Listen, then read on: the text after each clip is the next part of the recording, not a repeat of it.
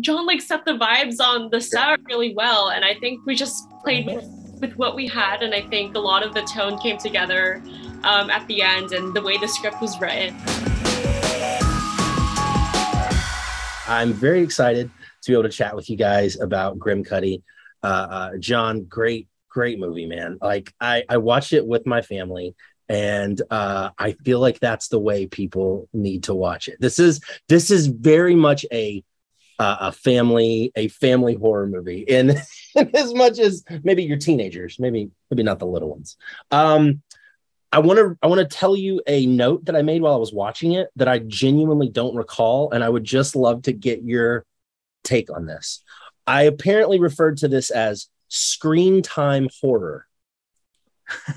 And I don't know what that means, but it feels apropos, maybe a little.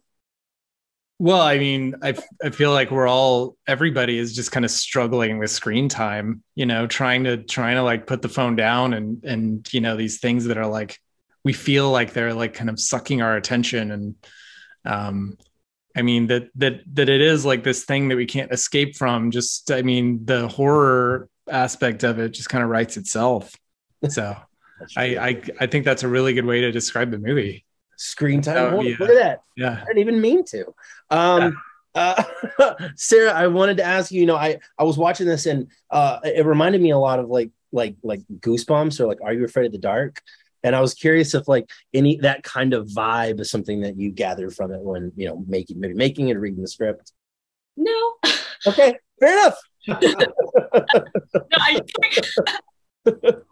It's all about interpretation. I think I just kind of like played it. I think it was just like, I feel like John like set the vibes on the set really well, and I think we just played with what we had, and I think a lot of the tone came together at the end, and the way the script was written.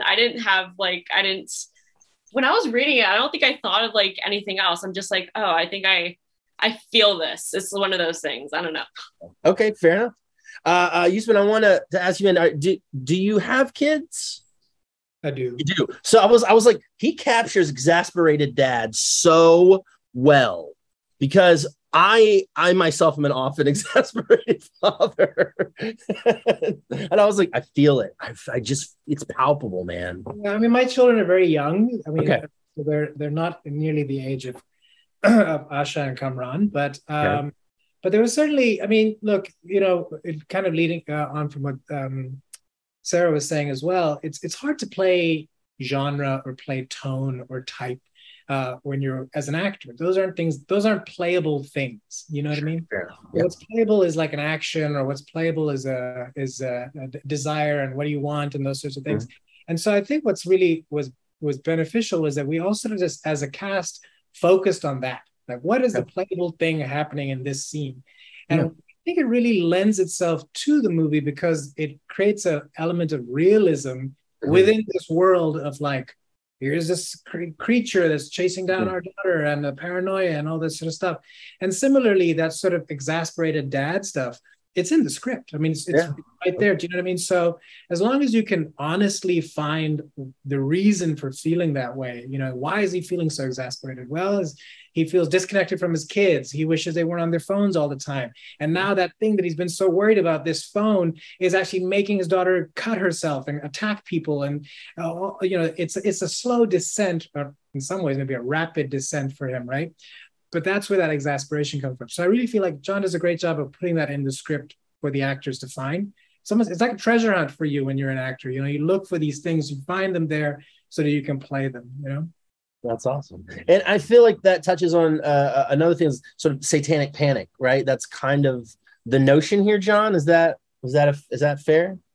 Yeah. We were just talking about the satanic panic earlier. Because I feel like that every generation has like that thing that like parents are freaking out about, that kids are just kind of like, what, seriously? I mean, in the 80s, Satanic Panic, 90s it was rap music, and 2000s. I mean, and nowadays it's like, oh, phones are like turning our kids' minds into mush, and I think all this stuff just, it should inspire more discussion, not like dogmatic behavior to deal with it. I absolutely love that. I think that this movie is very much a conversation starter. I can tell you that it definitely sparked conversation in my own family. So thank you very much, all three of you. Grimcutty is on Hulu October the 10th. And I'm so excited for more people to see it. Thank you guys very much for taking time to chat today.